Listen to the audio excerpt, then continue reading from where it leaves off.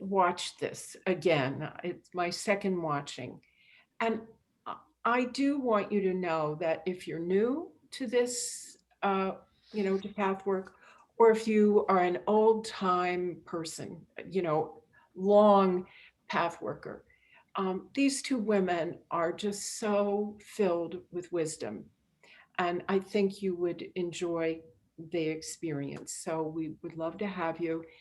We're offering it free to the community, but we will be taking a love offering, and that is totally, if you want to give, great. If not, that's good too. What we take up, we will be uh, donating to people who have been hit hard by COVID. So that's our idea.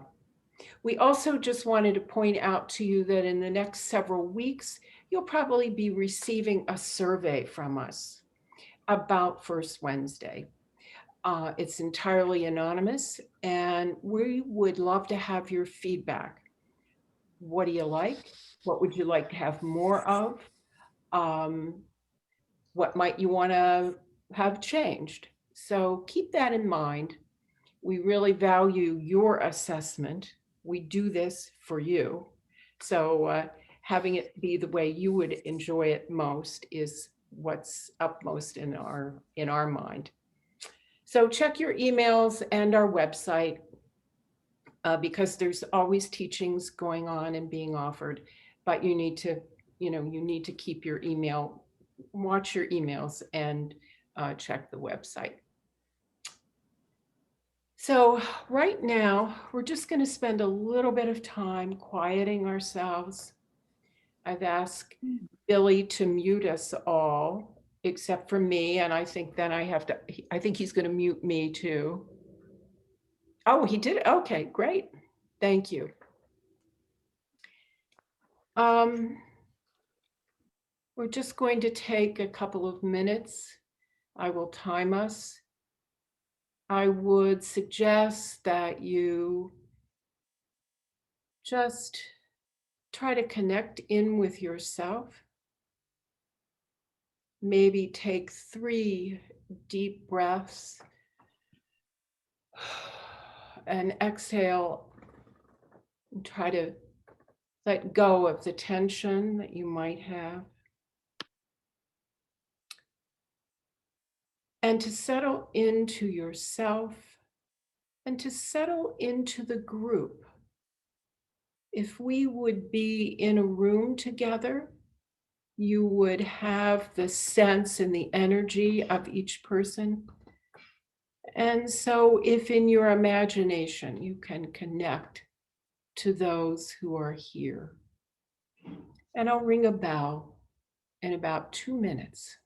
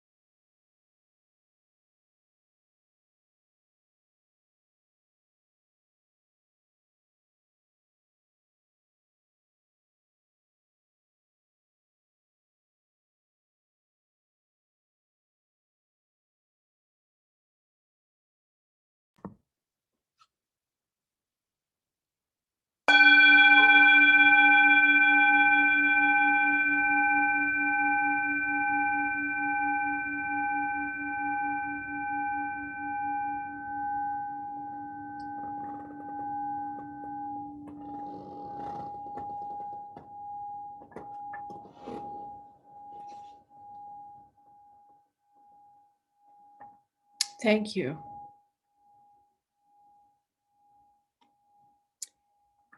As you may remember, our theme for the year is Standing for Yourself and Others, a spiritual journey to your true self. And we've chosen each of our lectures for the year to try and fit that theme. And each time now, we are doing a little recap of the previous month's lecture. And it gives me a lot of pleasure to introduce Kim Fitzpatrick. She's a successful business owner, a founding member of our board of directors. She's a teacher and helper. She offers a lecture study out twice a month. And she is going to provide a quick overview of last month's lecture on leadership. Kim? I can't see you, but I know you're somewhere. I said, thank you, Judy, and thank you for that beautiful meditation. That was lovely. So I'm going to do a recap on the lecture from last month, which was number 237, Leadership, the Art of Transcending Frustration. So what does it take to be a leader? To be a true leader, one has to want to give unselfishly in even the smallest ways. Leadership in its real sense is built on the love of true giving and on the true giving of love. Another quality of leadership is the willingness to risk exposure and criticism. If you can't bear the momentary pain of being misunderstood and criticized, rightly or wrongly, you do not yet have the foundation to be a true leader. It means constant risk. So leadership and finding our inner authority is complicated and has many aspects. So I'm going to just review three. One is going to be about the way we defend ourselves and how that impacts us and our ability to be leaders. The second is our conflicting ideas about leadership. And the third is our discomfort with frustration. So the first one, how we defend ourselves. We defend ourselves for fear that we'll be hurt from the outside world, from the external. But the truth is that nothing from the external can ever hurt us. Everything is always an internal experience that we project out onto others. So we defend ourselves, and when we do this, we create a block. And when we create a block, spiritually, it's actually a form. It's like a wall or a fence. We don't see it, but in spirit, it is a block. So when we do this, we create this block to prevent the perceived pain from coming in, but unfortunately, it prevents everything from coming in. It also prevents the goodness life has to give to us from coming in. So not only do we block everything that wants to come into us, but we also block everything that wants to go out of us, that which we want to give to the outside world, and that which we want to give to ourselves. In fact, when we block, this is actually a block, we block our connection with our higher self, our divine. So we pay a big price when we do this. And that's where we find our true inner authority. It's when we are connected with our divinity. So when we defend, when we choose to defend, we block the ability to have our own authority. The second aspect is our conflicting ideas about leadership. We have painful conflicts toward leaders. One of them is that we actually envy leadership in others. We want to be leaders, yet we don't want to assume the responsibility of leadership. And then we resent the leaders because we think they're taking our leadership away from us. As I said, it's complicated. So to recap that, we envy them, we want to be them without any responsibility, and then we resent them.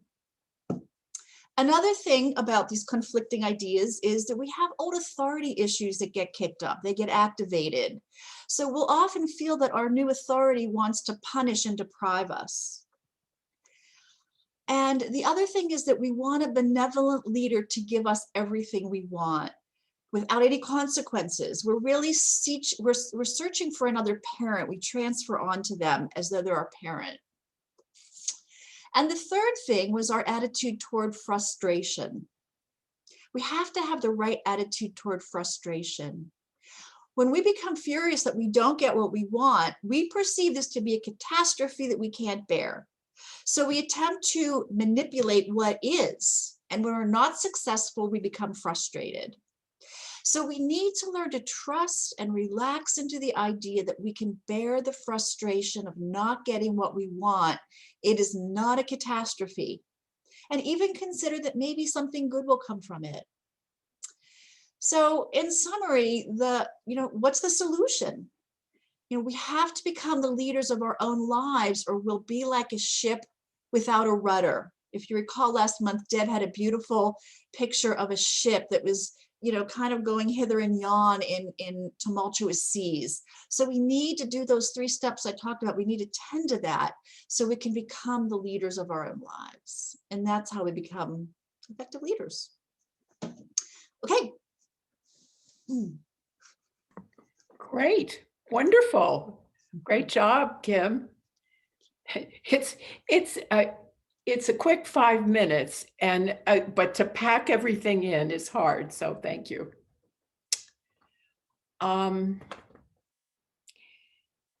Recently, I read a quote from the great civil rights leader, John Lewis.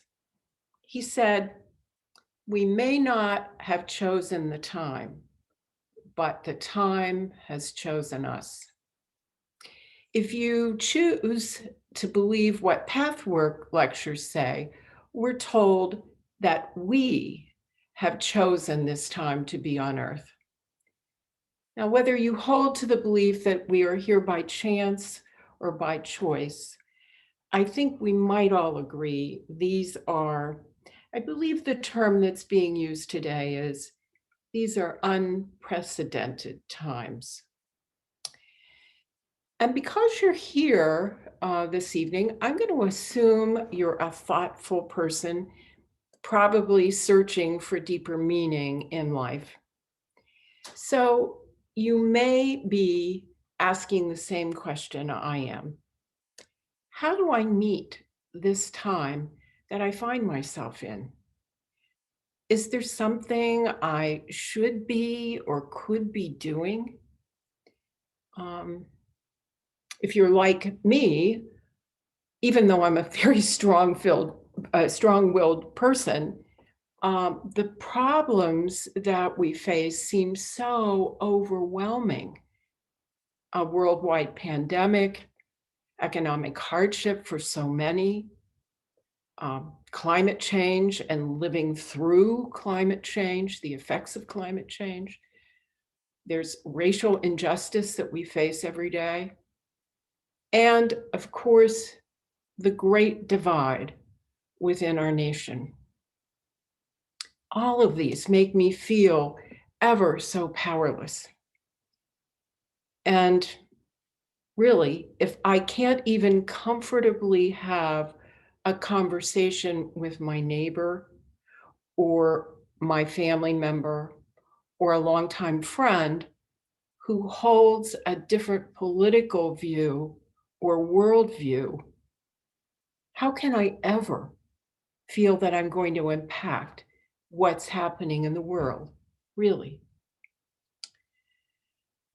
So as I've been reading lectures over these last months, I have been struck by the amazing relevance that I have found, at least, to what the lectures have to say about what's going on today.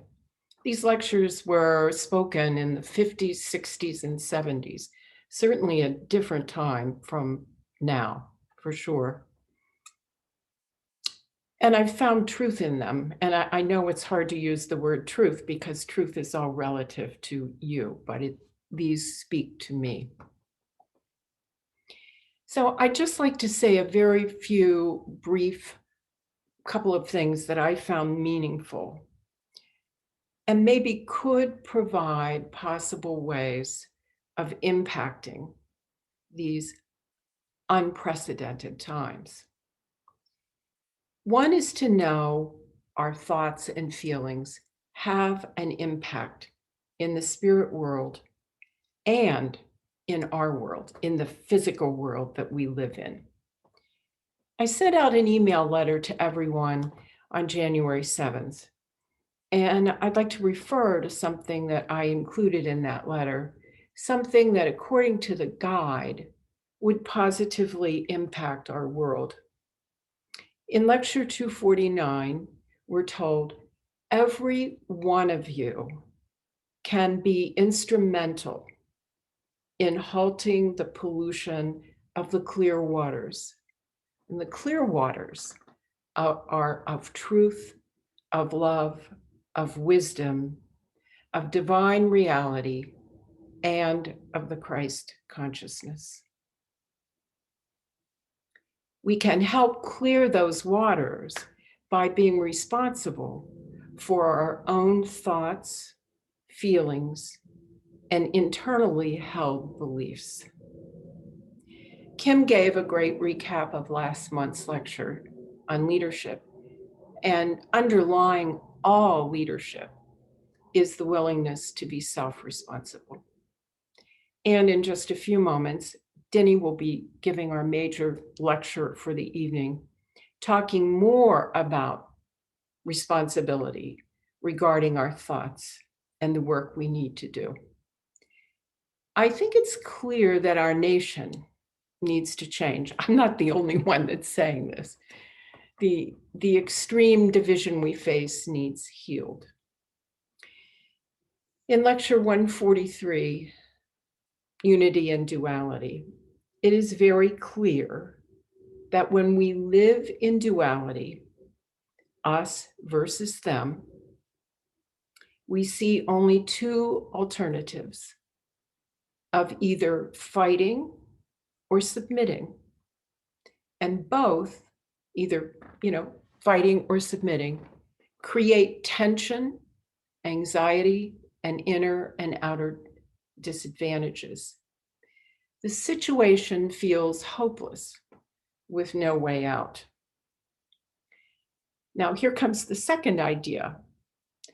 The guide says, when the road to the unified principle is chosen, soon what first appeared as one good and one bad ceases to be so, and one inevitably encounters good and bad on both sides.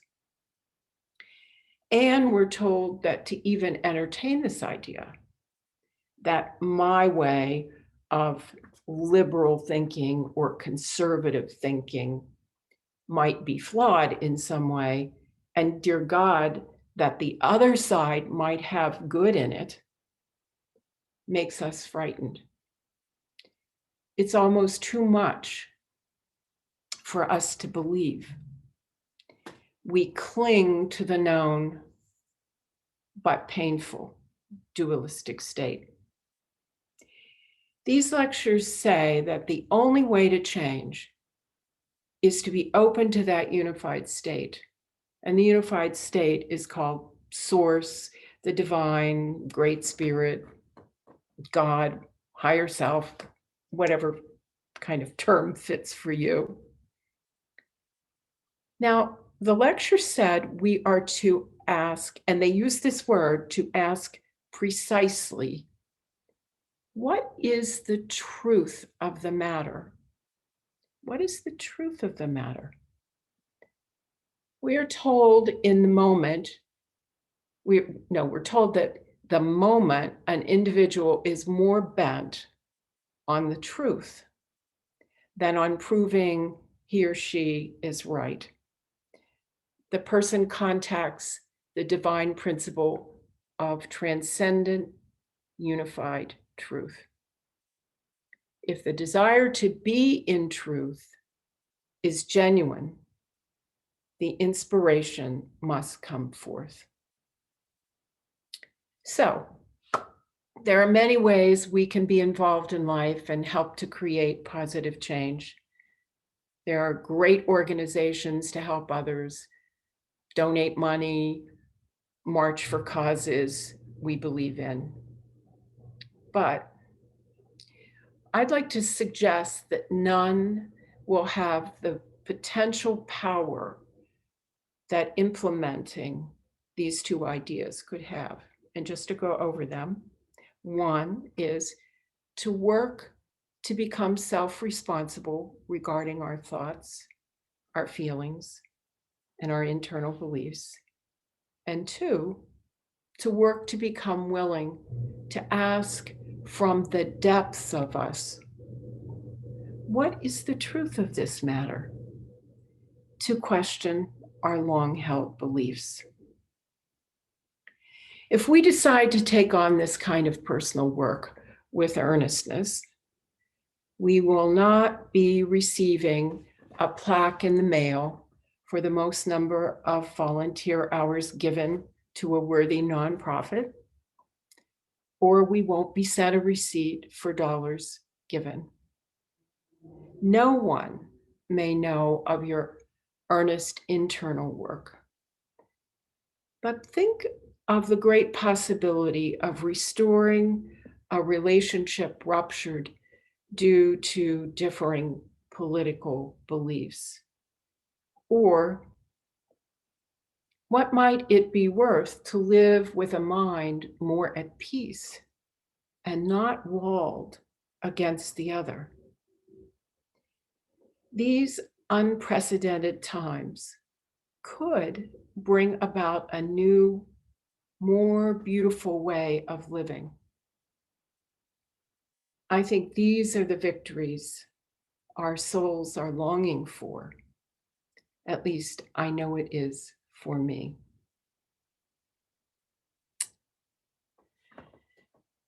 I'd like to close with just a short prayer, and you may join me if it feels right and it is good for you, and if not, I'll just offer it for me.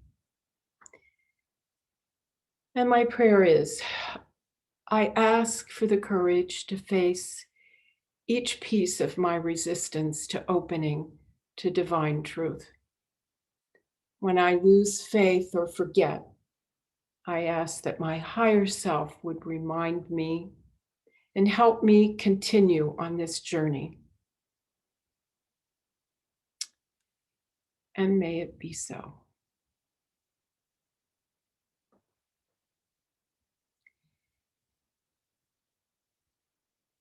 I said it was a great pleasure to introduce Kim, and it's a great pleasure now for me to introduce Denny Goldring. She's going to be our teacher for the evening. She's a mother, a successful therapist, a longtime meditator, a pathwork teacher and helper. She is a new Pittsburgh Pathwork board member and is heading up a brand new board committee, the Helpers Council, so that's kind of nifty. And it is a real pleasure to turn over the room to her and what she has to tell us about lecture 60, The Abyss of Illusion, Utopia, Freedom, and Self-Responsibility. Denny, it's another one of those really catchy titles. So. Thank you, Judy. Thank you, Judy and Kim as well. A lot of the things that you both spoke about will be readdressing here tonight. So I'm Denny. I use the pronoun she, her, hers. And I am just thrilled to be here, a little anxious to teach tonight. And I want to welcome every single one of you. Some of you have been here many, many, many times, and some of you are new, and I just want to welcome all of you to our community. In regards to the Zoom, I want to say that when we are, when I ask if anybody wants to contribute something, that Billy is going to be checking around the room so that I don't have to scroll through the all the pictures to see who wants to say something. And if you feel like you're not being seen when you do want to contribute, you can put something in the chat as like say to Billy, like, I'd like to say something. I will not be looking at the chat. And so I'd rather people didn't use the chat. I find it distracting unless it's because you want to say something and nobody's noticing that. And at the end, we're going to break out into breakout rooms as well. And Billy will also take care of that. Thank you, Billy.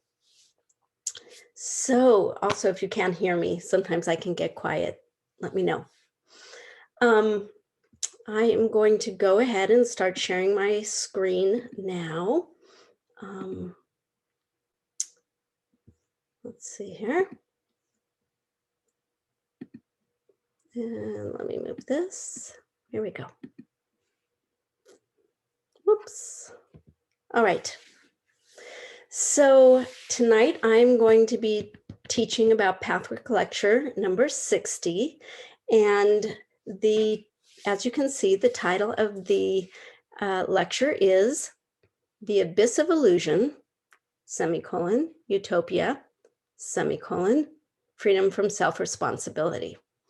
So the reason that I just pointed out the punctuation is because when I first started trying to get a feel for the lecture and how I was going to teach it, I kept thinking, oh my gosh, this lecture is like so many different individual parts. How am I going to bring them all together? And then I was reading the title of the lecture and realized that those were not commas in between the words. They were semicolons, that it is actually 3 very separate pieces in the lecture. And they do all come together, but they are separate pieces. So I'm going to teach about the abyss of illusion, utopia, and freedom from self-responsibility.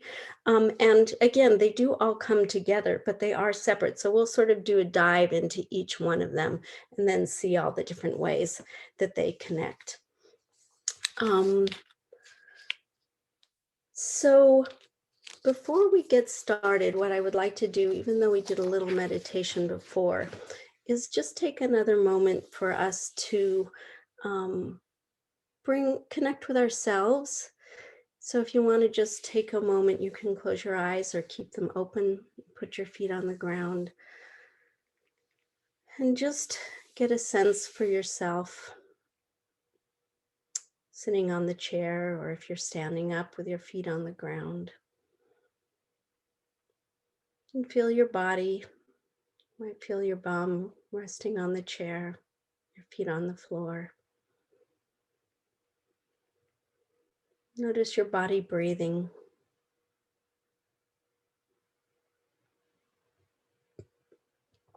And what I'd like to ask you to do from this place of connection with yourself is to ask yourself to be open to what the lecture has to offer you. Some of this may be new, some of it may be old. But my prayer is that everybody receives some little nugget. So I ask you to be open to receiving whatever it is that you need to receive from the lecture.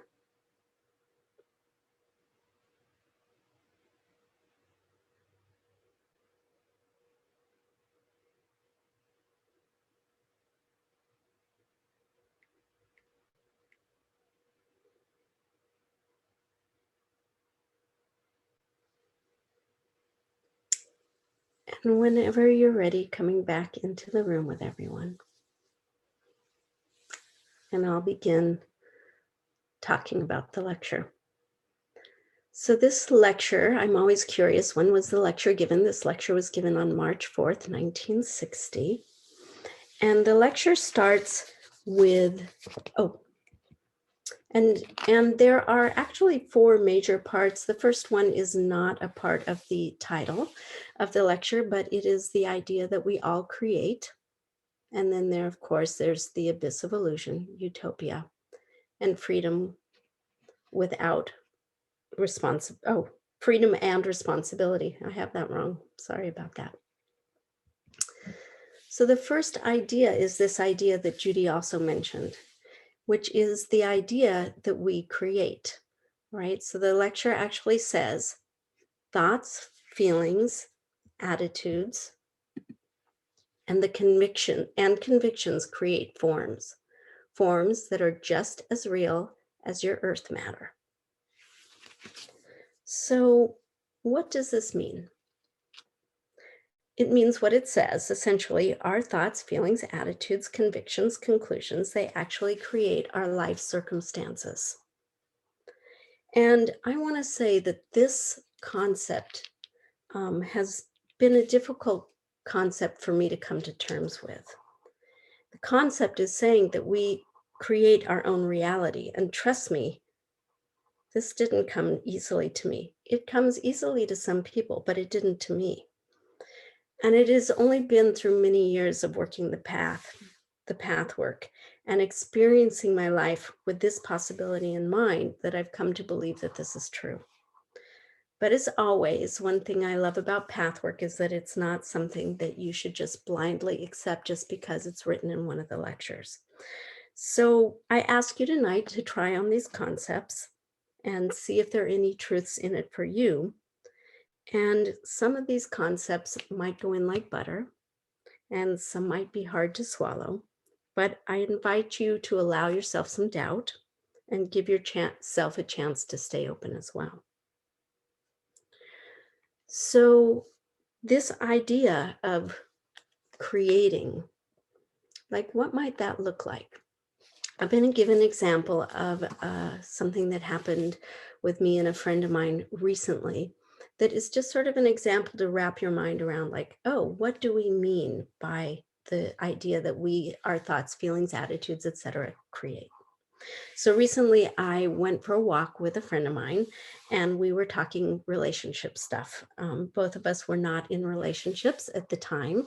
And both of us were talking about our longings for a relationship and what we thought was getting in the way. What would a relationship look like for us?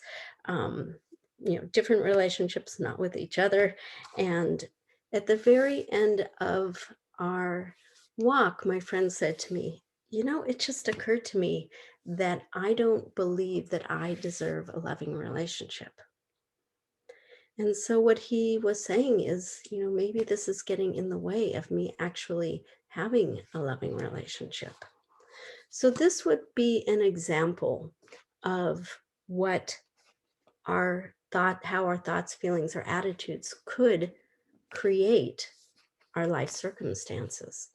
Now you might say, well, that might just be a coincidence, and that's true. So I just invite you to open yourself to the possibility that our thoughts, feelings, attitudes, and convictions may be how we create our reality. The lecture says that the deeper and stronger a conviction, the more lasting and substantial the forms are. Interestingly, the lecture says that that our thought forms that are in truth the forms that are created by our thoughts, etc., that are in truth last forever.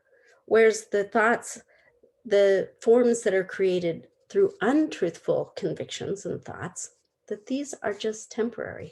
So for instance, with my friend, that would be a thought or an attitude that's an untruth, because the reality is that each one of us deserves loving relationships.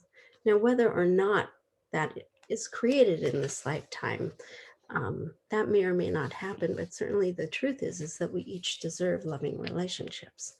So that form would be a form that would not be a lasting form. The lecture also says that the more unconscious our attitudes, convictions, and erroneous conclusions, the more unconscious they are, that the more powerful they are.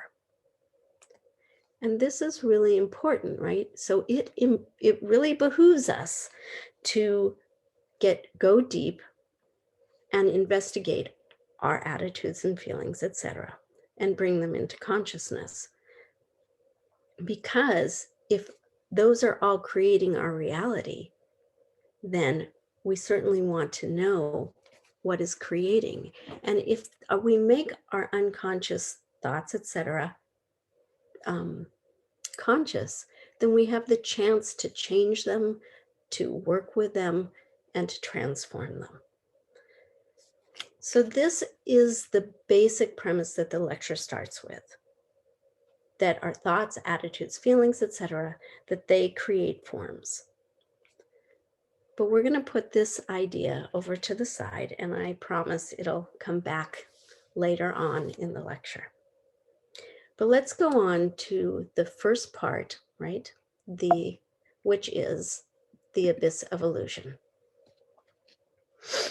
So the lecture tells us that one of the soul forms that we create is this idea of the abyss. And it says that the abyss of illusion exists in all of us and that it is utterly unreal, right? So that's the idea that it's an illusion. But each one of us has an abyss or many abysses that we fear. The lecture says, there is a strong fear in you that whatever happens contrary to your will must spell danger. So this is our abyss, right? When the world is not according to what we think or feel or want it to be, we experience that as great danger. The lecture goes on to sort of give us a little bit more detail about what that might look like. The lecture says, for instance, our abyss might be when we can't accept the imperfection of the world, right? All of us know this. This is not how it should be. It's not fair, right? These are things we feel like we can't bear this. It's not fair. When we can't let go of our self-will. So this is another way that we might experience the abyss. Another way is when we can't have life and people according to our very own way. Like people should be like this, life should be like this. Another one is when someone does not accept us. I'm sure each one of us has experienced this, like the abyss of feeling unaccepted. I should be accepted just as I am, always. Another one is when someone or others act in a way contrary to our conviction. As Judy mentioned, right? I mean, this is what is going on so much in our country right now. Another one is the actual acceptance of our own inadequacy. Like we do not want to see the way we make mistakes, the ways that we err. And so the acceptance of this inadequacy, this feels like the abyss as well. We want to be perfect. If I'm not perfect, I cannot bear it. And the last one I love, the lecture says, when someone doesn't agree with us or has certain faults, right? So we all have that thing where it's like, yeah, that person's okay, but they just have this certain fault that makes them unbearable to me. So these are some of the different ways that we might experience the abyss. It's that kind of thing that happens when we think like, this must not be so. This is unbearable. I cannot live life with whatever it is being this way. I must force others, life, this circumstance to be different because otherwise I can't bear it. So can you imagine what this might look like for you? Everybody has a different flavor, right? For one person, it might be if someone disrespects you, right? I need to be treated with respect by everyone at all times. Or maybe it's not being loved exactly the way that you want to be loved, right? You need to say this. You need to do this. You need to give me this. It might be if we don't have a partner, like I can't bear life without a partner. I can't be happy without a partner, or if we don't have a child, right? Some people feel life is unbearable unless they can have a child. Or maybe it's if our employees don't do exactly what we want them to do, or our bosses don't respond to us exactly the way we want them to respond to us. So by examining our emotional reactions to certain incidences, we can become aware of what this abyss of illusion is in each one of us.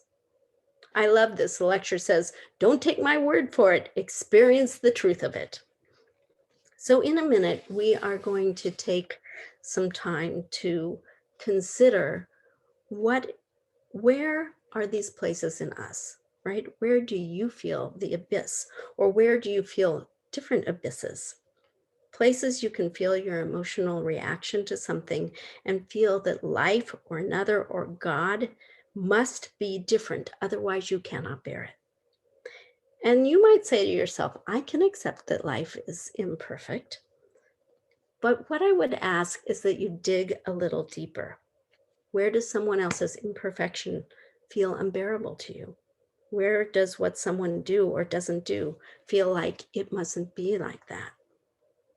There are so many different ways that each one of us experiences it. And as the lecture says, we have to bring what is unconscious into consciousness. So I'm going to actually give us several minutes to do this work.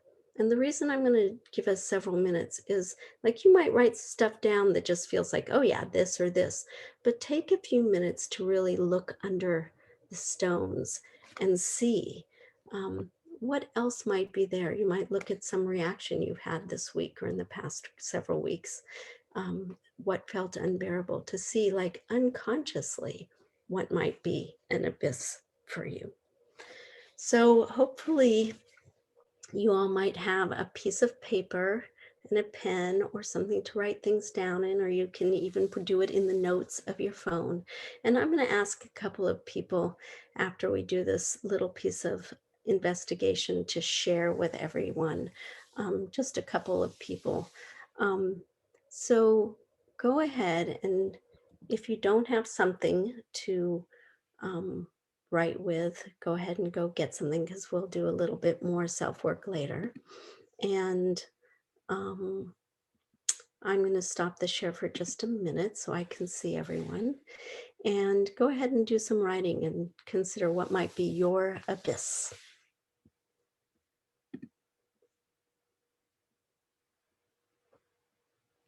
Or what might be your abysses.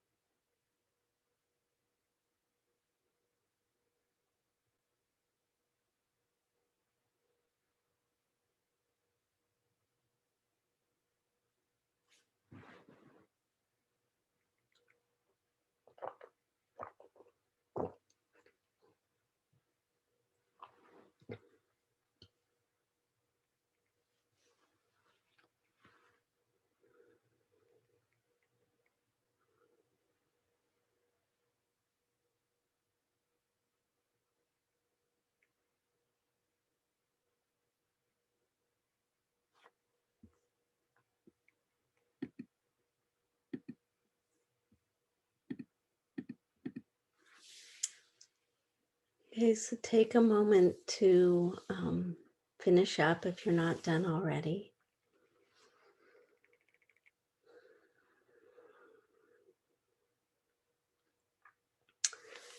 And in just a moment, I'm going to ask if several people would be willing to go ahead and share what they became aware of about what their abyss or abysses might be, things that they feel that they cannot bear.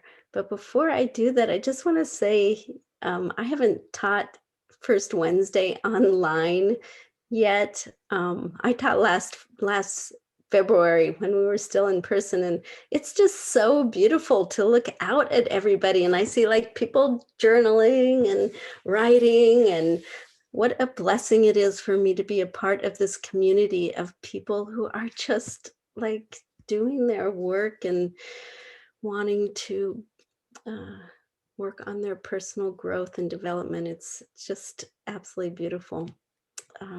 So anyway, I'll get back to the topic. I was just so excited to see everyone in that way. So who would be interested in just sharing what they became aware of about their abyss? And go ahead and like go like this or something so that Billy can. Yeah. Thank you, Pam. Could I unmute, dear? Not that mute. I'm unmuted. Sorry, I thought maybe you would do that. I didn't want to goof it up. I'll just recite the one that really hit me. And I know this happens a lot, but it's funny how you can lose awareness of it. But it's when someone questions something I did, I usually immediately believe that they are questioning my ability or my motive. Right. So I am sure that other people here also experience that, right? When someone questions something that we did, right? If we receive some criticism or even just not even criticism, just questioning us about it, right? Right, just a question. Absolutely. Thank you, Pam. I appreciate that. Yeah. Someone else? Oh, Billy? Mary Jane?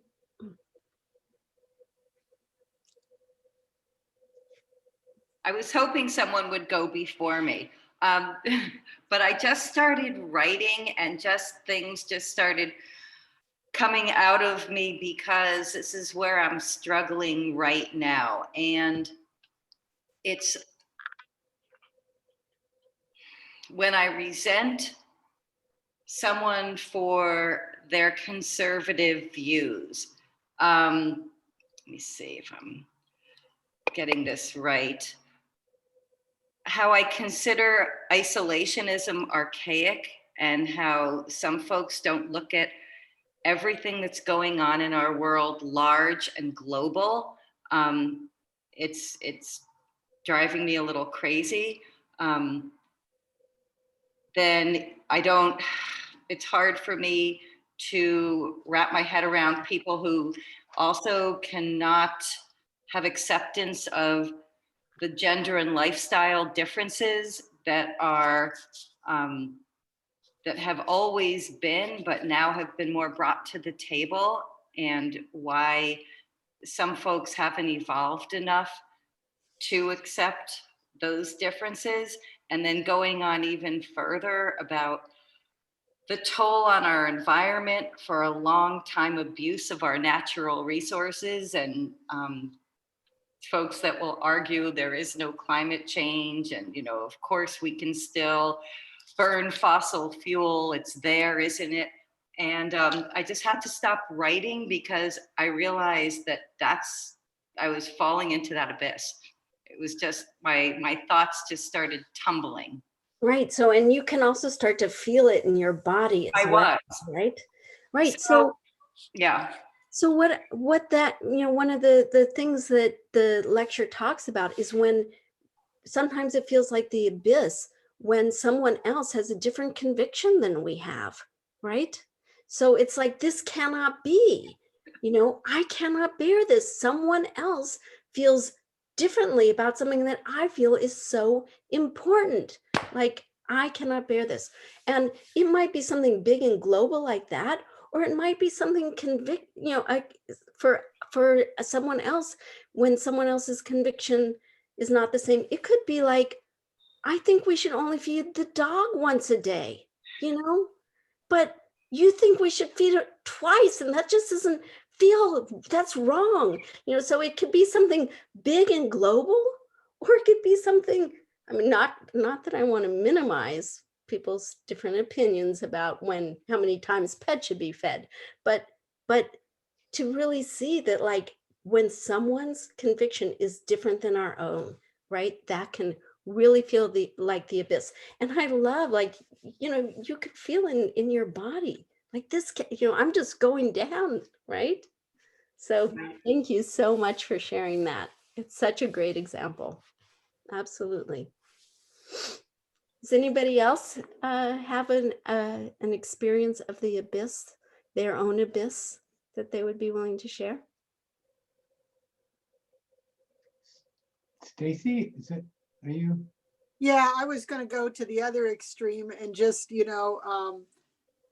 like I can look at this as a global issue with, say, COVID, putting yourself out there, and accepting pretty much anybody's, whatever they decide, their level of risk that they choose.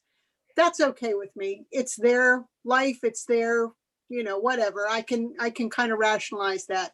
But when it's in my own family and it's my siblings, then I'm so judgmental, and I'm so like, oh no, you don't, you can't, put yourself out there and go on a date and invite people over for Thanksgiving. And, and it's, in my own brain, I can see how that's, a disconnect, but I still fall right into it. Right. So, right. Sometimes the closer someone is, the more we want them to be the same as us, Right. Right. Years ago, I was at a conference, and one of the presenters said, sometimes we forget that we married someone else. Like, in our close relationships, we're like, how, I would never do that. Like, how could you? And it's so painful that someone who's close to us is different, right? So that can be an abyss. Like, no, you have to be the same, whether it's a conviction or something else about them. Let's take one more person, and then we're going to go ahead and move on and continue our discussion. Anybody else want to say something?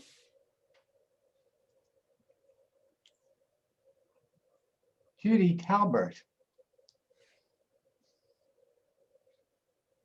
Well, what came to me was, I have an abyss about the way certain people who are close to me and who are married, I feel they should be treated in a certain way.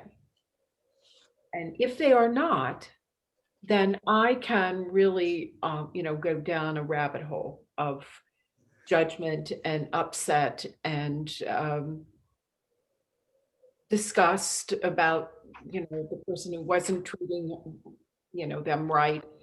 So it's just, I can go down that that trail of judgment and upset.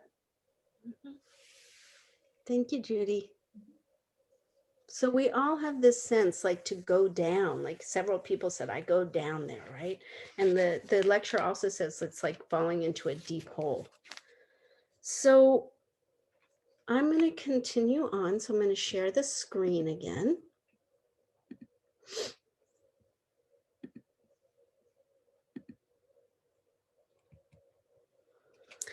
So one of the things that's very important, right, is that the lecture calls the abyss of illusion. So this sense of the abyss, what really seems unbearable, is an illusion.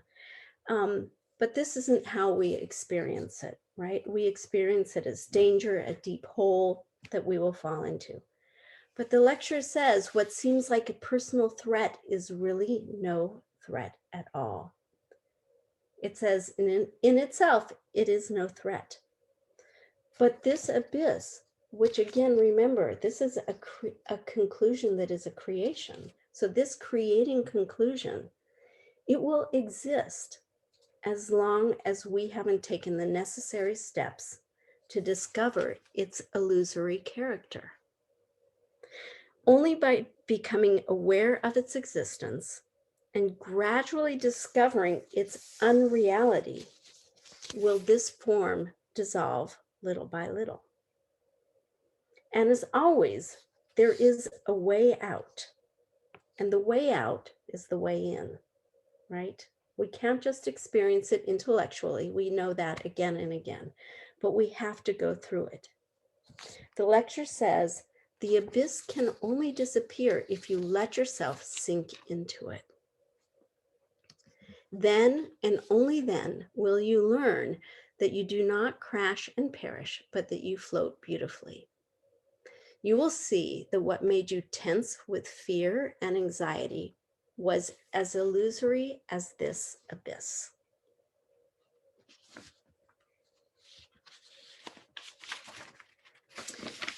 So really take that in, because whatever your abyss was or is, it feels really, really real to you.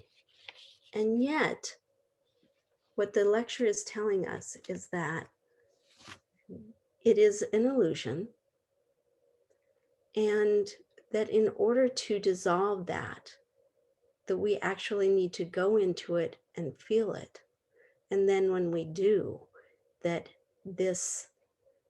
we will discover that it's actually not, we're not going to crash and perish, but that we will float beautifully. And we'll work with that a little bit later. We're going to do a piece of work on it. But I do want to share with you an experience from my own experience, or an example from my own experience. So not too long ago, I was really stirred up about something in a big way. I was in a state of panic, and I was afraid that because of something I had done, that the loving connection that I was experiencing with someone was going to be taken away. I was afraid that the other person was going to totally disconnect from me. And for me, it felt absolutely unbearable. My whole body, when this happened, my whole body was on high alert. I was ruminating. I could feel all the urgency and all the panic. It felt unbearable. And so I could recognize what was going on. And I called a friend of mine and asked if we could go for a walk. And when we were on our walk, I let it all out. Like really, I just couldn't hold on to it. And I was overpowered by my experience. And I just told myself, I'm going to allow myself to feel this. I was sobbing uncontrollably, like the ugly kind. And I was right out in the cemetery with my friend. Right now it's COVID and you can't be inside with other people. And so this was all happening outside in the cemetery near my house. I was crying. I felt like I was going to throw up. I was shaking all over. I could not stop crying. And luckily, my friend had a lot of patience. And he also said something to me that was just what I needed to hear. He said to me, the thought that someone could withdraw their love is painful. And as I said, it was just what I needed to hear. As soon as he said it, I realized that exactly what I was fearing, and that I was falling into the abyss with my belief that I could not bear loving connection being withdrawn. Just like when I was a child, it felt unbearable when my mom would do that again and again. So there I was in the cemetery. I cried and cried and cried, and I let myself feel that pain, that fear, and I sobbed, and I could not stop letting the tears just flow through my body. But as the lecture says, I recognized my illusion around it, and as I did, I felt myself float beautifully. And now I know that although it is not my preference, that if someone does withdraw their loving connection, that I can bear it. I can care for myself, and I know that I have experienced plenty of disconnection in my life, and I'm still whole and alive. And in fact, I'm thriving. And so the lecture says that we have to sink into it. And it says, only by giving up your will where it seemed your life was at stake will you conceive that nothing adverse will happen to you. As long as the abyss exists in your soul, such incidents will feel like grave danger to you. And at that time, it did feel like grave danger to me. But by sinking into it, we can all give up on that abyss. I love the next paragraph in the lecture because it gives hope. It says, really important. So I repeat, the abyss cannot disappear by itself. It can only vanish from your soul and your life if you have once made the plunge into it. The first time, it may call for great effort on your part, but each time you try it anew, it will be easier. I love that. So is the lecture actually telling me that I don't need to ugly sob in the cemetery until I can't breathe each time I feel that loving connection could be withdrawn? It's saying that. And I also know it to be true because right now I can often tell myself, oh, that's what's happening. I'm afraid that loving connection is being withdrawn. And there is no abyss there. It's not that the fear isn't completely gone and it sneaks up again and again, but I know that I am a tiny step ahead in dealing with it. And so far, it hasn't felt like the catastrophe it did on that day, or that it has many, many times in my life. So before we go on to the next topic of utopia, I do wonder if there is anyone who has any questions about the abyss of illusion before I go on.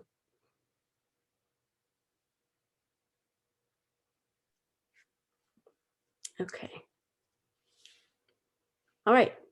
Okay, then I'm going to go on. So the next topic, right, is utopia. So what is utopia according to the lecture, right? The utopia that the lecture is talking about is that the infant in us desires everything the way it wants, how it wants it, and when it wants it, right?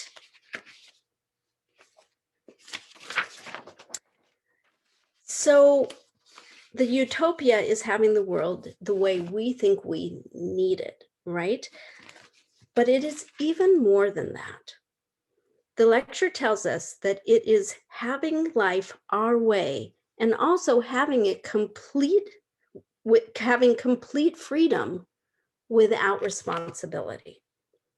So we're going to discuss this part about freedom without responsibility in a little bit, since it's our third topic of the lecture.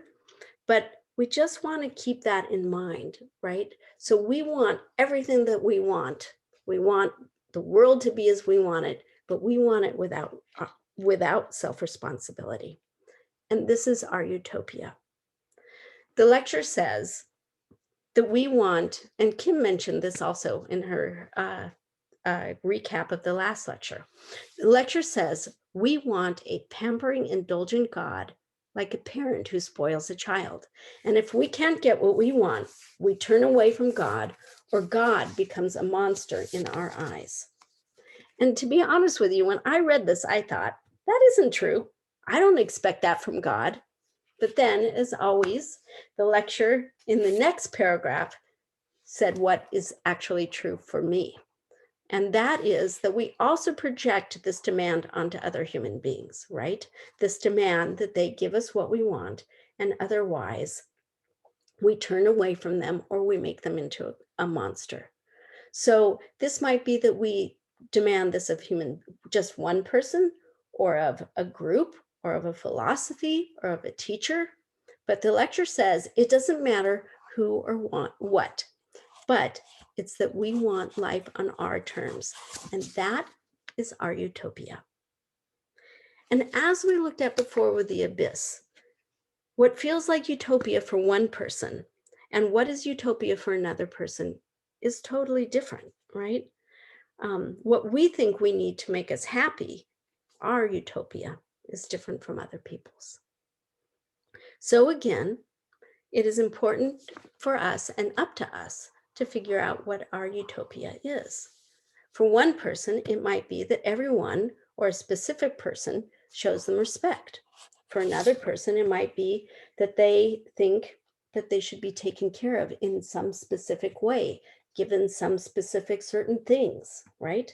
Or for another person, it might be that they feel like they need to feel safe all the time. So what is your utopia? We're going to take a moment in just a minute to do the same thing that we did with our abyss, which is to sort of examine what our utopias might be.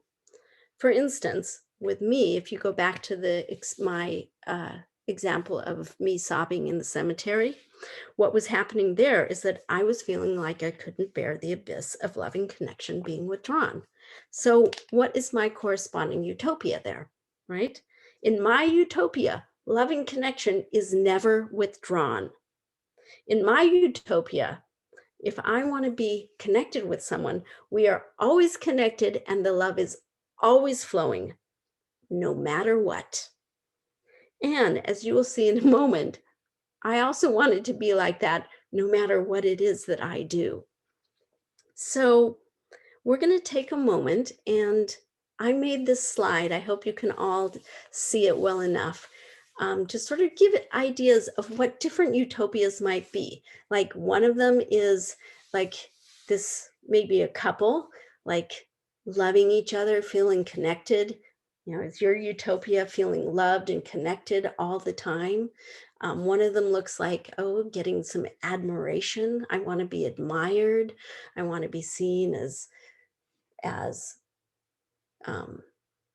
maybe desirable or attractive all the time to everyone. Maybe your utopia is that you have all the riches in the world, or you have a nice house or a nice car.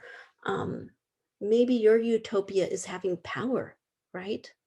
Or maybe your utopia, I love the picture where the guy's like sitting there with all the plants around him. He just looks like he's just like sort of like no cares in the world, free from responsibility. Maybe that's your utopia. So we're going to take a moment and we're going to just go ahead again and journal a little bit and look inside of ourselves. Like what are my utopias? Like, what is the thing, what are the things that the ways of that others should be with me, that I should get from the world, that is my utopia? So go ahead and take a moment and journal about what your utopia might be, or your utopias.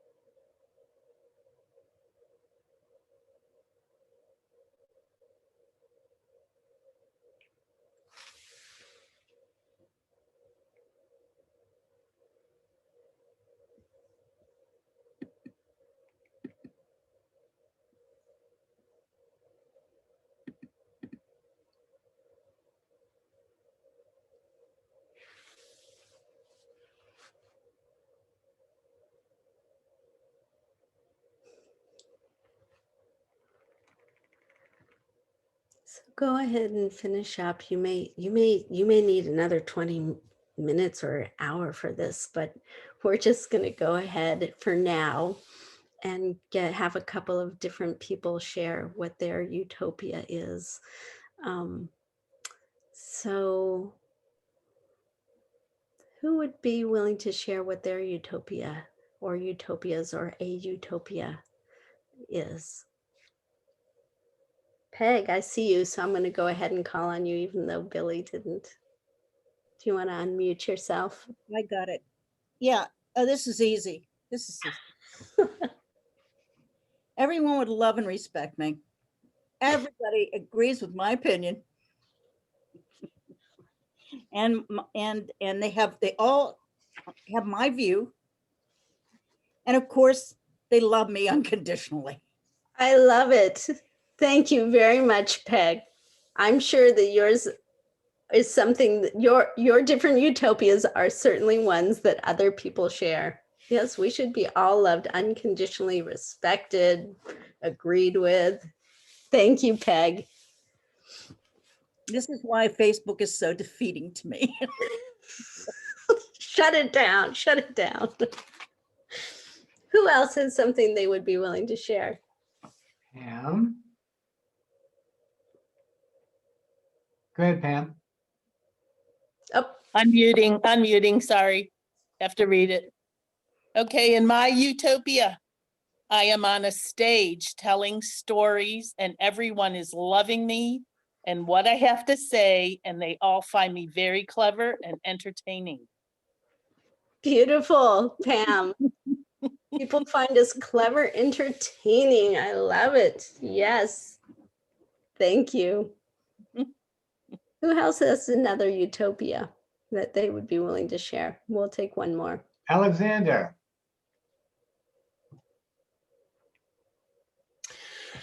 In my utopia, I can have it all without any effort.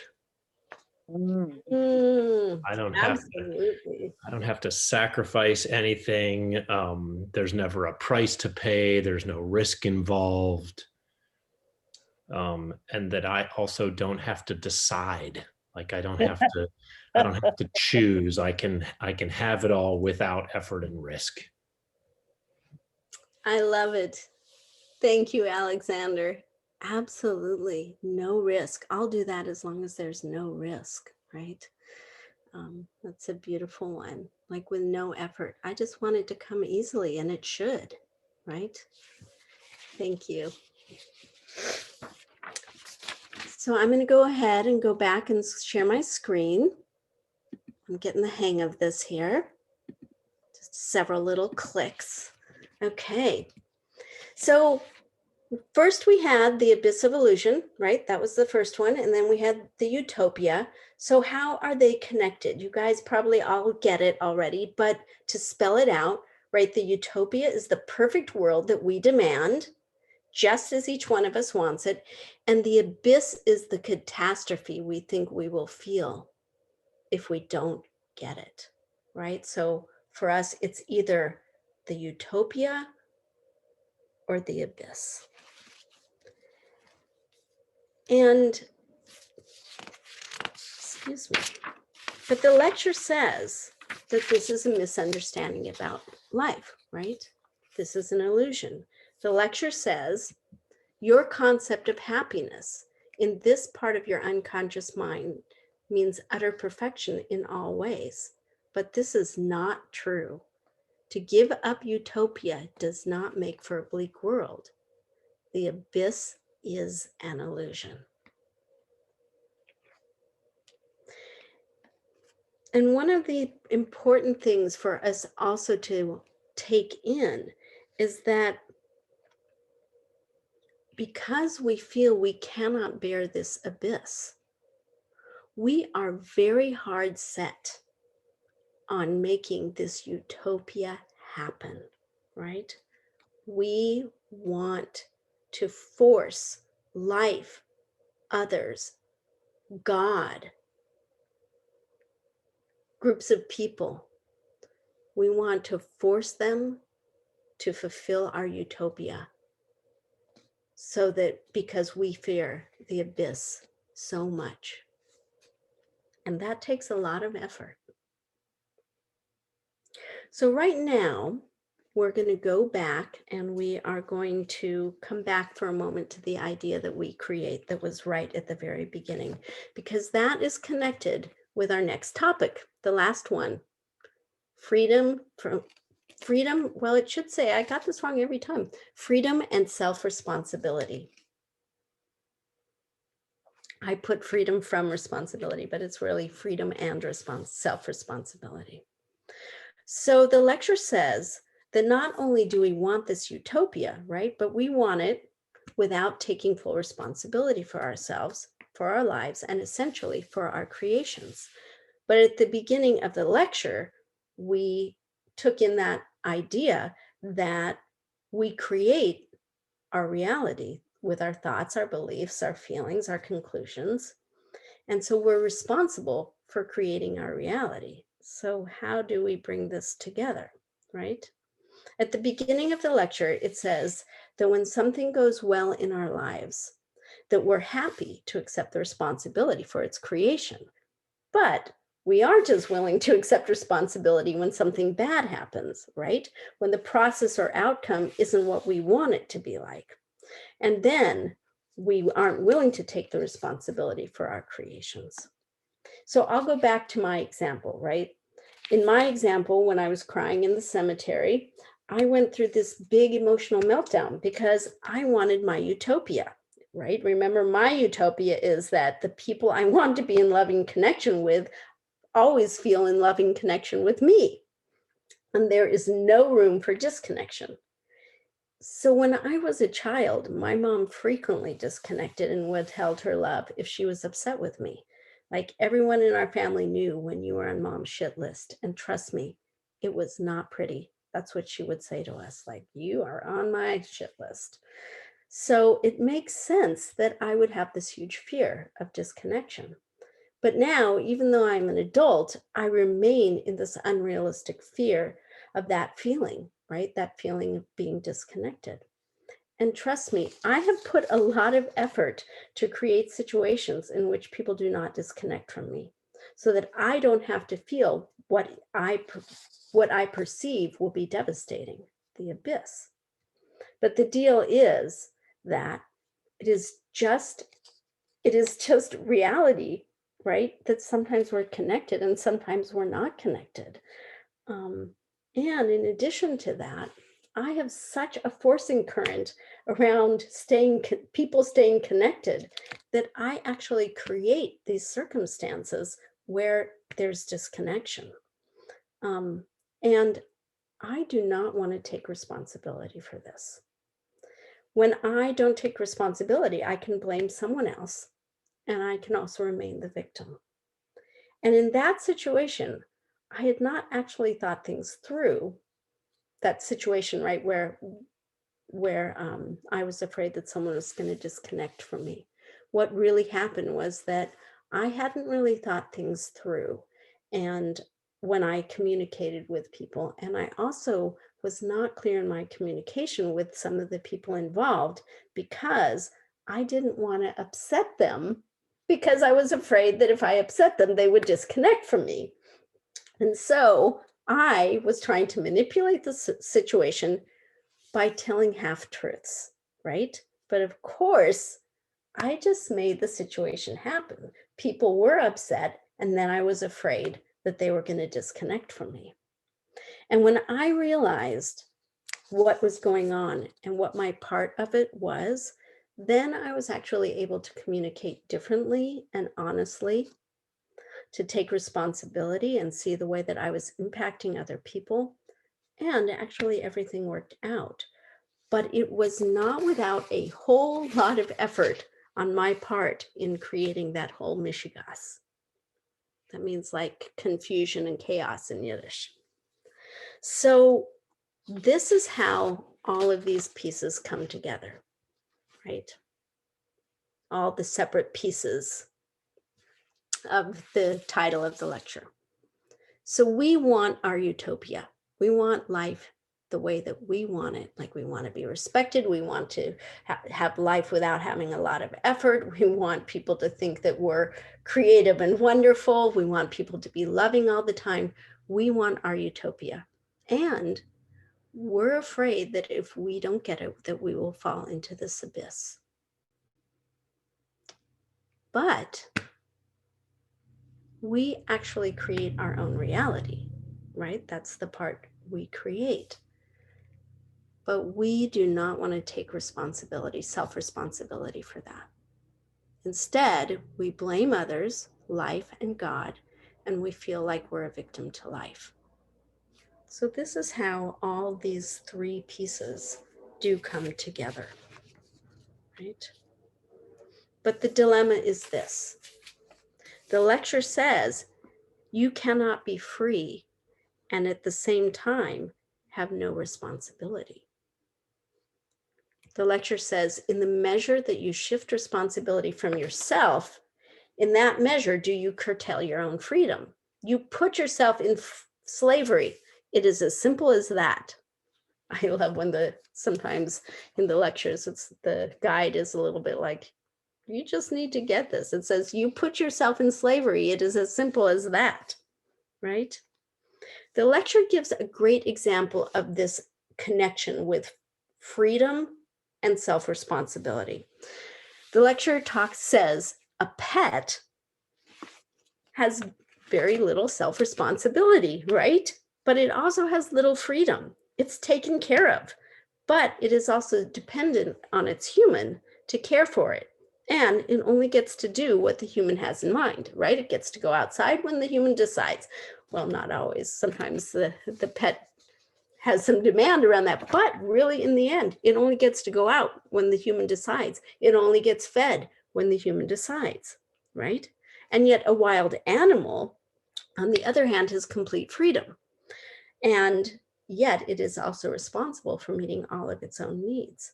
And so the lecture says this is also true for humans, and that truth is even more so for humans. But as always, as humans, we want the easy way out. You know, we always say we want a mansion for the price of a hut. And so not only do we set up this unrealistic desire, but the lecture also tells us it's not just unrealistic, but we also pay a price for wanting this freedom without taking self-responsibility. So what is the price that we pay? What are the prices we pay? So the first price is that we put in constant effort is wasted in trying to force life into the mold of your illusion, right? And trust me, as I've said before, I have spent plenty of energy in my life trying to make sure that other people do not disconnect from me.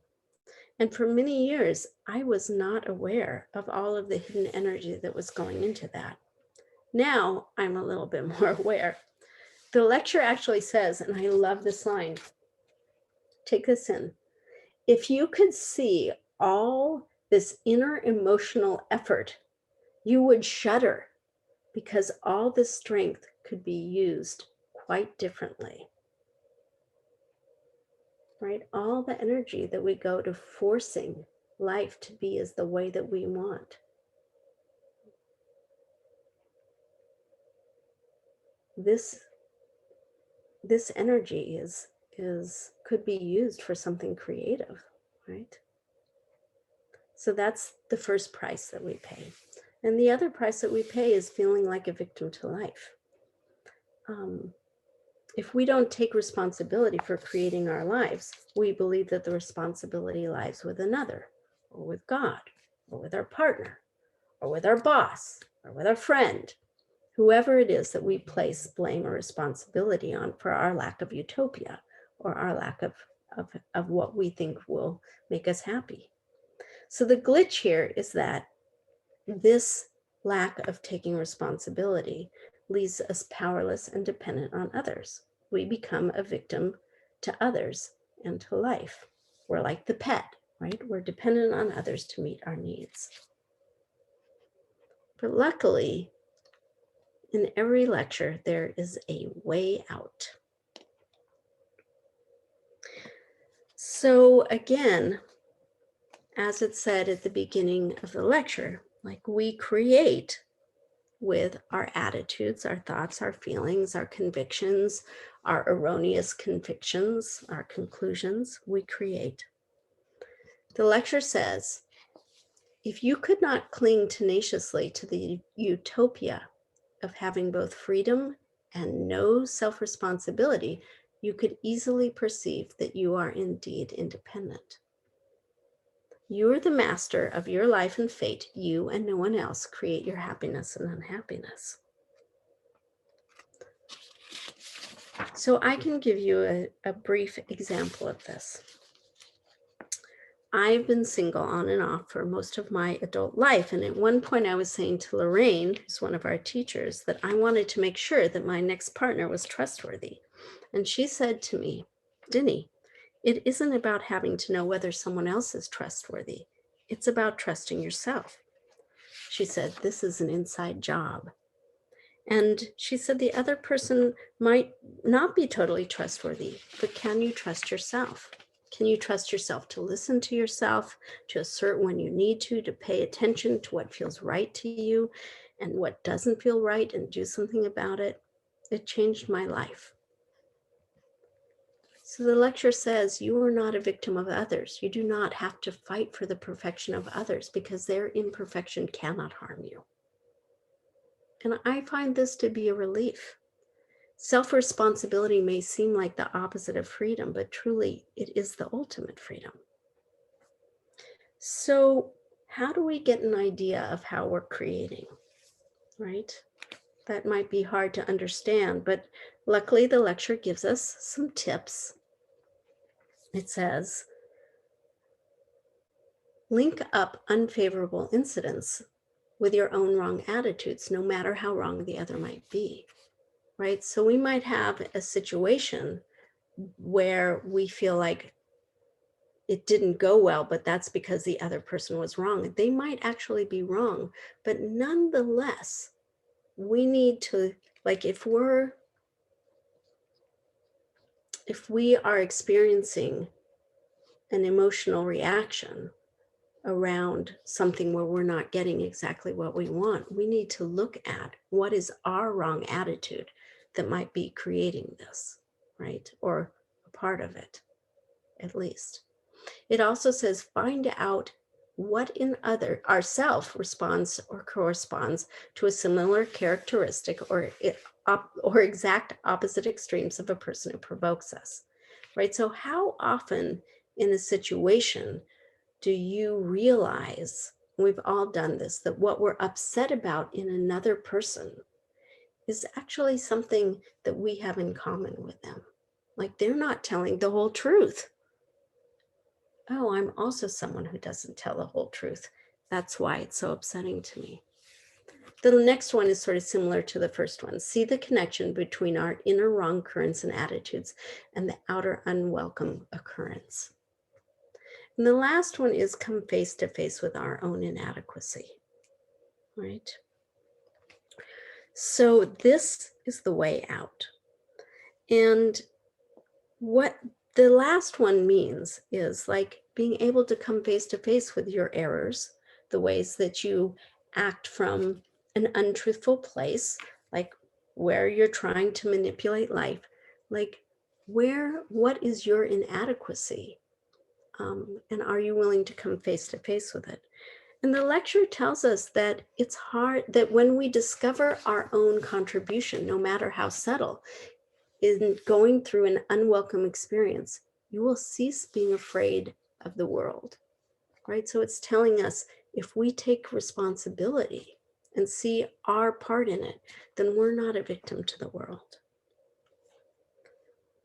So for instance, in my situation where I was so afraid of losing loving connection, when I was able to see that I wasn't communicating the truth, in the full truth, and then when I was trying to force everyone else to be just the way I wanted them to be so that I wouldn't lose connection, then I was able to take full responsibility. I was able to communicate what I was doing to the other people. And then I also didn't have to fear the abyss. So just briefly, the next part of the lecture acknowledges that it's hard for us to take self-responsibility, that we're afraid to see our inadequacies in ourselves, right? We're afraid to see, oh, where was I in error? Oh, it was painful when my son was telling me in that situation, he was telling me like, yeah, but Denny, you didn't tell me the whole truth. And I had to say, you're right. I wasn't. I didn't want to tell you the whole truth because I didn't want you to be upset with me. And the other reason why it's hard to take responsibility is that the child in us believes that we must never make a mistake, right? And because making a mistake feels like falling into the abyss. So this is the way that it all comes together. I know it's sort of confusing, all these different parts, but what the lecture is telling us, right? It started with the beginning, like we create, and we need to take responsibility for this idea, right? This idea that we create, that our thoughts, our feelings, our attitudes, that is the basis for the creation of our lives. And when we can accept that, then we're no longer dependent on others to try and get our utopia, right? And then if we can let go of this demand of utopia from others and from life, then we don't have to fear the abyss. So they're all connected. And then we actually become the master of our lives. And another piece of that is that when we take responsibility for our faults and our wrong attitudes and our beliefs, then we also don't have to feel guilt in order to take responsibility for our faults and our wrong attitudes, we have to accept our humanity and our imperfection. And this is hard for us to accept, that we have these things. But if we can do it with the right attitude, that's what the lecture says, with an acceptance of our humanity and our imperfections, then we can be imperfect without feeling guilt and fear. And then we no longer have to cling to this utopia that we're perfect. And then we don't fall into the abyss. So when we're caught in this vicious cycle of utopia and abyss and self-responsibility, right? And lack of self-responsibility, then it's always a tense experience for us.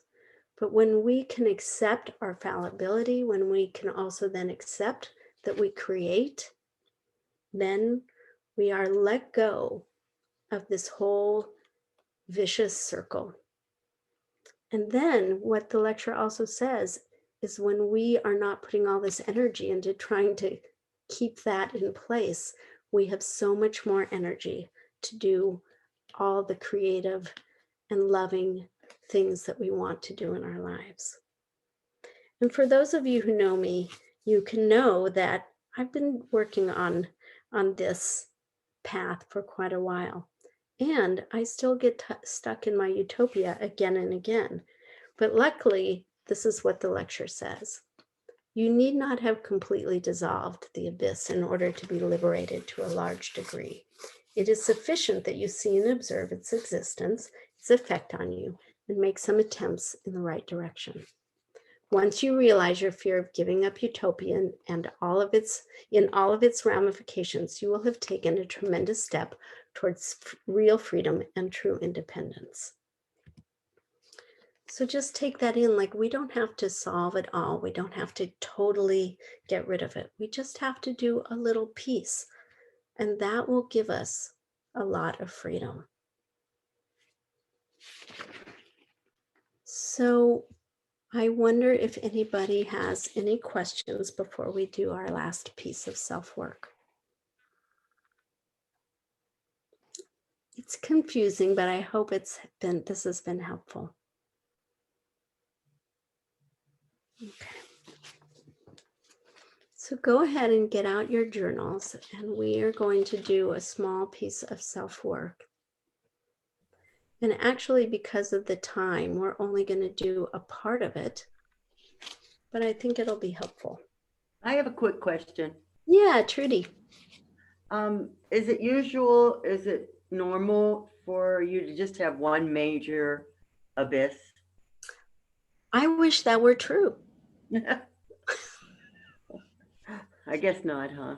but no, like for me, that is a big one, that fear of losing loving connection.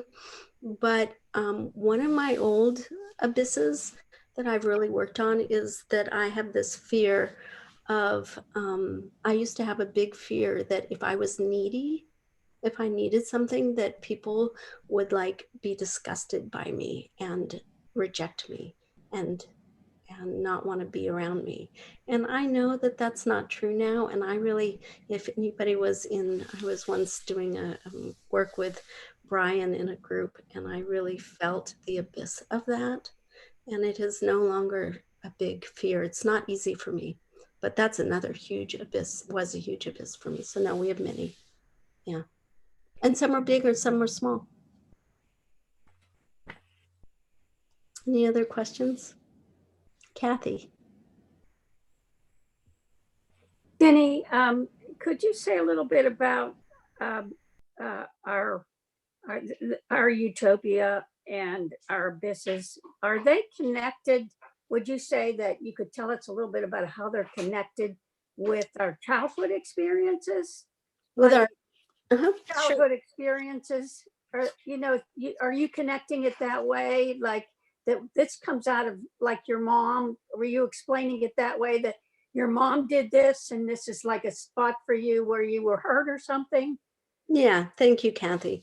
So the lecture actually doesn't say that this is connected with our childhood hurts, but I can tell you that my abysses are connected with my childhood hurts. So anything that feels absolutely unbearable, right? It's going to be an ER, and all of our ERs are connected to our childhood experiences. So yes, Thank you, because I didn't read that in there, and I was. It doesn't say that, but my experience is that every single one of mine is connected. Okay, thank you. Yeah. Anybody else? Those are great questions. And I can't see everybody. Quick one, Joanne. Oh, hi, Joanne. Yeah. Yeah, could you just say something about how to fall into the abyss? Well, we're going to do that in just a minute. So thank you. Yeah. Yeah, Michelle. You're on mute right now. Thank you. I'm sorry. Trudy asked about one abyss. I'm trying to look at it from another direction. Are all abysses of our creation, or can there actually be a situation where the material we're going over doesn't apply? All abysses are our creation. I know that's hard to wrap our, and it says, even if someone else is wrong, if we are experiencing it as an abyss, then yes. I know. This is what I've struggled with for a long time, but according to the lecture and the pathwork, yes. Yeah. These are great questions. Anybody else?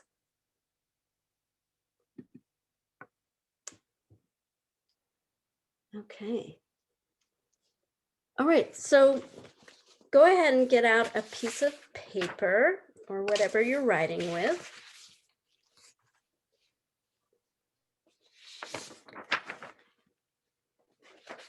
And what I'm first going to ask you to do is to select a utopia.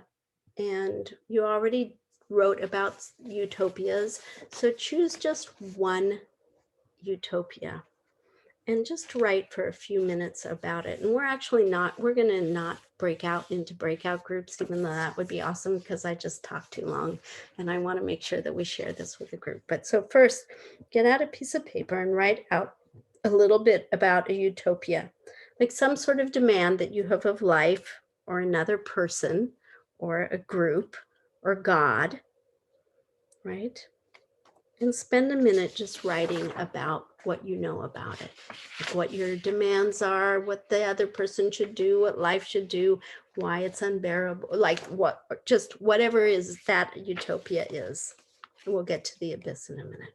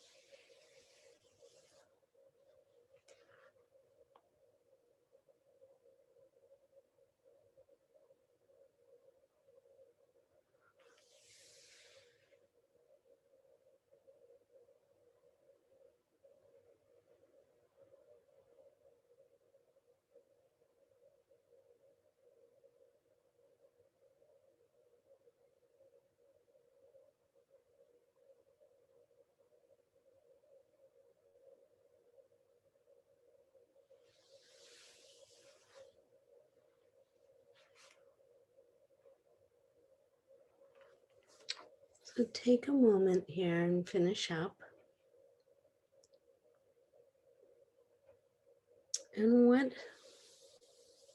what I'd like you to consider next, right? So remember my utopia, one of my utopias is that when I want, with people that I'm in loving connection with, that we will be connected there will always be love and connection all the time, right? They will never not feel connected. I will not ever feel connected, but mostly they will not ever feel not connected and not loving, right? So taking your utopia, this is where we're going to try and give ourselves an experience of what it would be like. The lecture tells us like the way out of this abyss feeling is to sink into it, to feel it. So as always with pathwork, we're not just going to think about it. We're going to allow ourselves to imagine what it would feel like to not get that. Like, what if you want your boss to treat you in a certain way? Like, what would it be like to not be treated? Like, what does it feel like to not be treated in that way? Or if you want to be respected by someone, imagining, like, what would it be like if they just, like, you knew you were not going to get that respect from them? Or to not get that love, or whatever it is, what if it were that you were like, the people are not going to think the same way that I do. Like a bunch of people, maybe millions of people are not going to have the same convictions as I do. So what you're going to do is try and imagine that and really let yourself feel into it. Your demand is not met, right? So if you don't get that, if you're denied this demand, how do you feel? And I just want to say, like, connect, really let yourself imagine it. Really check in with your body. What does this feel like? Let yourself feel that sinking feeling. And just see, we're going to give ourselves a few minutes. So really see what happens if you allow yourself to feel into that, letting yourself fall into that feeling. And I'm going to give you 3 or 4 minutes. So just let yourself explore it as deeply as you can. Stay with it, even when you think you might be done.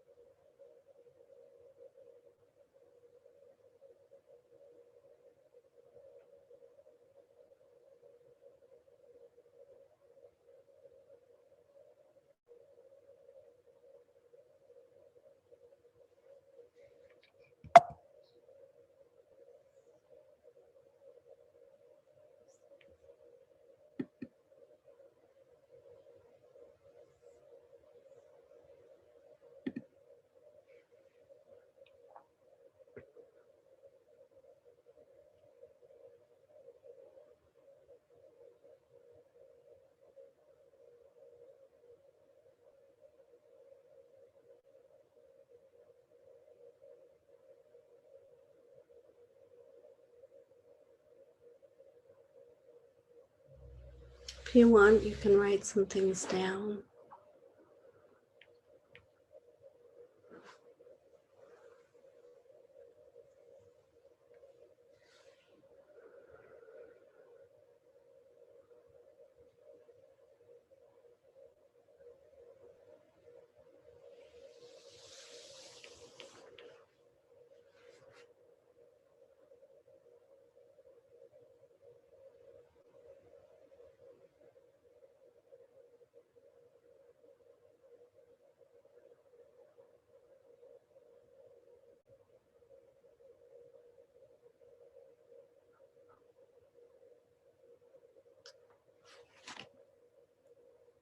And now I'm going to ask you to just take a moment and consider, is there a possibility that I can connect some way, some feeling or wrong attitude, wrong conclusion, some untruth in me that might lead to this cycle of utopia and abyss? And there might be something that arises, and you don't need to spend a lot of time here.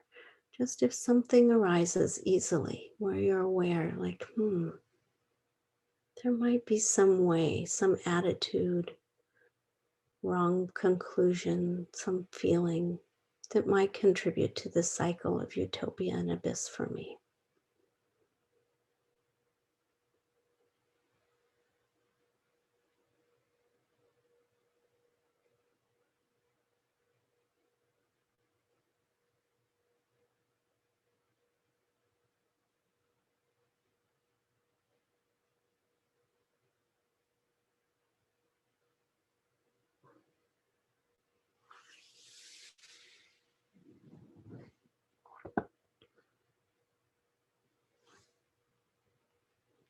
And we're going to go ahead and finish up. And I'm going to ask a couple of people to share. But before we do that, one of the things that I want to say is that,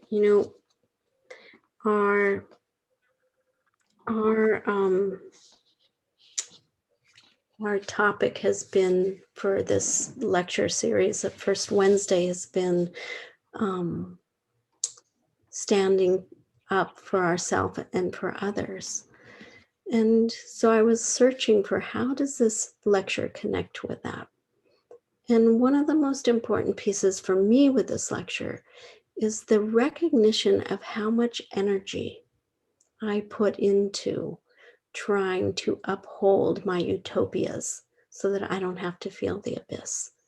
And when all of my energy is going to that, I don't have the capacity to really stand firm in myself, to stand up for myself, and to also stand up for others, because I'm stuck in this illusion, this illusory world where I don't have the energy to actually do what I think is wholesome and right, active in those ways. And I'm sure there are many other ways that are this cycle of utopia and abyss and freedom from self-responsibility also takes away from our ability to do that. Certainly when we take responsibility for ourselves, we feel more whole, and then we also feel like we can stand up for ourselves and for others. But I wanted to bring that piece in. So I wonder if anybody would be willing to share a little bit about their experience of exploring their utopia and their abyss with us. Would anybody be willing to just share a few words about that?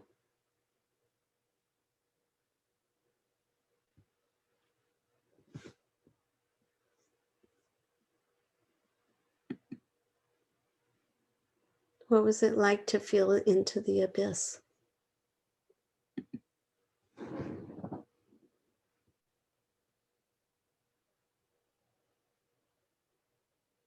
Kathy, It was like when I was falling into the abyss, I thought I was dying slowly, like in a real slow way where it was like I wasn't going fast enough for myself. It was that slow, painful death. That's what it felt like. Thank you, Kathy. Does anybody else want to say a little bit about their own experience? Susan? Come on and put mute. Yeah. When I imagined myself falling into the abyss, I felt my body getting tighter and more compacted until there was almost nothing left, but it was an explosive, tiny mass. Thank you, Susan. Imagine that, because this is like what we feel when we feel the abyss. No wonder we're so afraid of feeling it. Right. Does anybody else want to say, yeah, Trudy?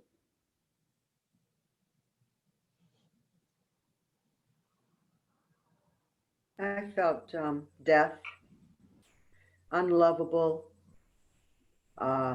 oblivion, and worthless. Thank you, Trudy. So one thing that I want to say about this is, the first time I ever worked with Carolyn, it was my first Pathwork workshop. I was working with something and she said, well, just let yourself feel that. It was a fear around my daughter. And I just let myself feel it. And she didn't say anything about the abyss. And I said, I feel like I'm falling I used to live in New Mexico, into the Rio Grande Gorge. I felt like I was just falling in. And she said, oh, just let yourself feel that. Just let yourself feel that. And I just felt it and felt it and felt it. And all of a sudden, and she kept saying, oh, what are you experiencing now? And all of a sudden, I just felt like I was about to crash into the bottom, and I didn't. I felt like I was just starting to float up. So what I would say is allow yourself to feel the abyss, and sometime when you're on your own and you're safe and in a place where you can feel whatever you feel. Like when I was in the cemetery, like crying and sobbing and sobbing and crying. Let yourself really feel the abyss and see what happens. And the lecture says that you will float beautifully. That's where we start to realize that's an illusion. And we don't have the time here to really do that, nor the safety. We're all on Zoom here together. But I just want to encourage you to take some time to explore your utopia and then to really explore the abyss. Let yourself feel it as deeply as you can feel it and see what happens. Because once we realize that it is not going to be death, like a couple of you mentioned, then we no longer have to live our lives around not feeling that abyss. So does anybody have any questions before we finish? It's time to finish, but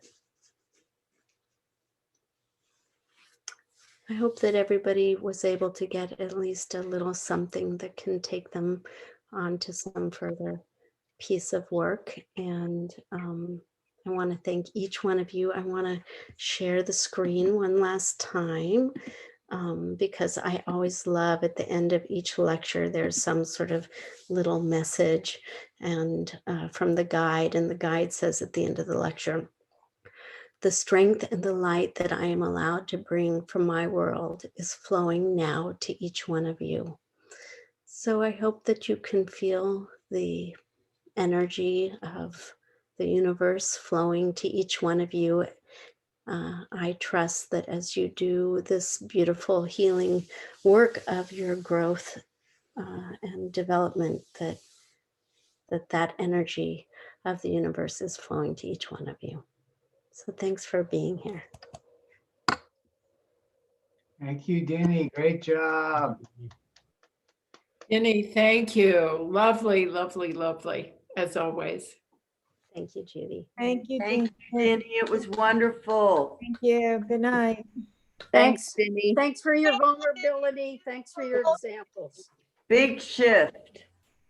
Big shit, right. No, big shift. Shit, That was fantastic. both of them. Thanks, Denny. Thank Lo- you. Love you guys. Thanks, Jenny. Denny. Bye. Good night, everybody. Thank you, Denny. Great job. Thanks so much. Good night, Thank everybody. you. Bye. Thank you. Thank you, Denny. Thank you, everyone.